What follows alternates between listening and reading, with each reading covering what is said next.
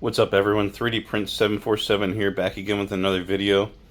So I'm printing a pretty large project on my Cobra 2 Max. Bought the PLA from Amazon. It was a 2-pack of any cubic PLA. The first roll is over on my P1S, and I haven't seen any issues with that. The second roll, however,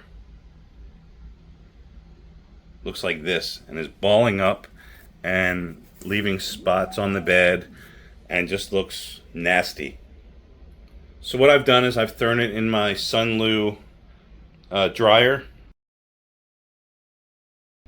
and I'm going to try this again tomorrow and see if it looks any better. This is all ripped up because there was hot balls of PLA, and when I went to wipe it off, it kind of took some of the print with it. Same thing here. Like you can see the kind of balls right there that are kind of just stuck there for some reason. There's a brand new nozzle in the Cobra 2 Max, so I'm not really sure what's going on. This is going to be satisfying.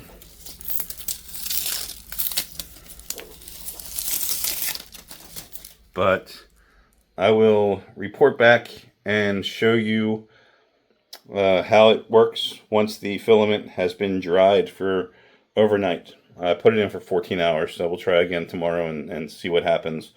I did a PID tune and a level on this prior to printing, so we should be good there. So I'm not sure what's going on. So I'll report back. Please hit that like button if you haven't already. I appreciate you watching this, and we will take a look at this tomorrow. Alright, so I didn't want to wait for the filament to dry, so I selected another filament. This is a green matte PLA, and the same thing happened, but it got worse, and the nozzle clogged, so now I can't extrude any filament from it. So I'm not sure, but I'm wondering if maybe the hardened steel nozzle and the brass nozzles that I bought on Amazon last week as a replacement when the first clog happened are the issue. This has the hardened steel in there. You can't see it, but it's black. I'm going to throw in the brass one and see if that fixes the issue. It's definitely the right one because I compared it to the original nozzle that I pulled out of there. So it has that little like ring or ridge at the top of the nozzle for this printer, which I don't think the original Cobra Max had. So I'm going to check that out. I'm going to replace this nozzle here and try again, pull the filament out of the Sunloo dryer and see where we are. But I need to get this Halloween prop done. Come on, it's October 3rd right now. We got to get going. All right, guys, I'll report back in a little bit. Okay, day 2, and I dried the filament overnight, but then I also sliced it in Orca slicer instead of using the Anycubic slicer. I did re-level the bed, and this thing looks perfect, knock on wood. So I'll show you what it looks like when it's finished. This is probably going to go for 12 or 14 hours, I think. It's already been going for an hour and 18 minutes. So I'll show you what the finished result is in a bit. Still going strong after 3 more hours. This will be, I think, about 300 millimeters tall. Then I also have a couple of more parts over on the P1S, which, again, flawless, no issues at all. I love these printers. I can't wait for Bambu to come out with a large one. If anybody is in Florida and wants a K2 Max, once Bambu releases a large print bed, hit me up. No, I'm just kidding. I like this printer. It's actually come a long way from the K1 Max, I guess it's called. Cobra Max, yeah. I had the Cobra Max, but this is much better. The Cobra Max had the wheels on the bottom like the Enders do, where you had to adjust the bed.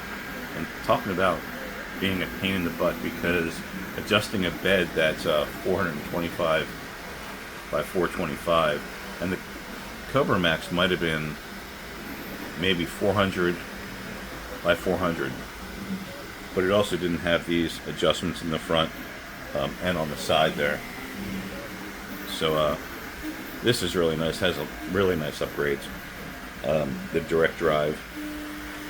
But anyway, stay tuned, and we will take a look at this thing in a bit. All right, and it finished. It took 40 hours. Lots of supports. I don't know why, but printing on this printer makes it use a lot of supports. Even though the settings are the same for my Bamboos that have minimal supports. But anyway, I'm going to get these off of here, and then I'll show you what it looks like.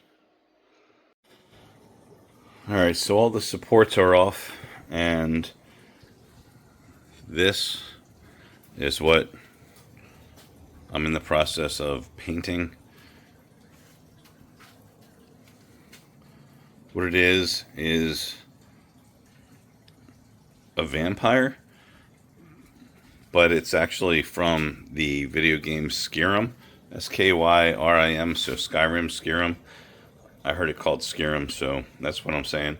But what I wanted to do was print a head like this and bury it halfway in the yard, so it's like coming out of the ground.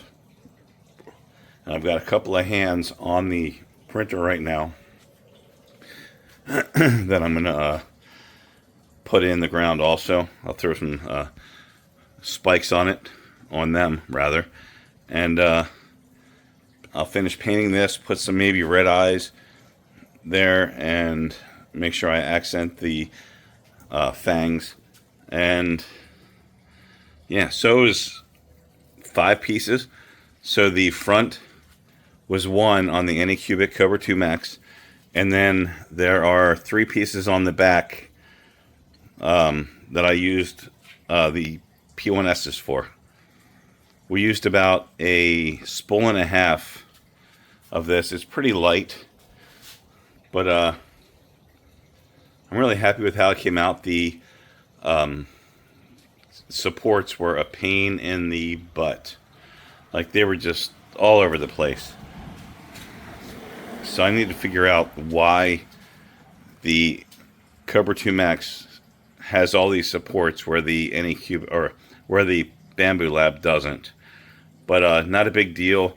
It's not perfect, but it's going to be in the front yard with dirt on its face, like it's coming out of the ground. So I wasn't really worried about that. Also not really worried about sanding if you see any layer lines or anything. But I'm really happy with how it came out. So thanks for watching, guys. Please hit that like button if you haven't already, and subscribe, and maybe tell a friend if they're into 3D printing. And let's get this channel promoted so we can get some more stuff done. I've got some stuff coming up. I've got some Sunlu hardware on the way. So we'll be showing that. All right, guys, have a great night. Again, please hit that like button. It helps a lot. Thank you.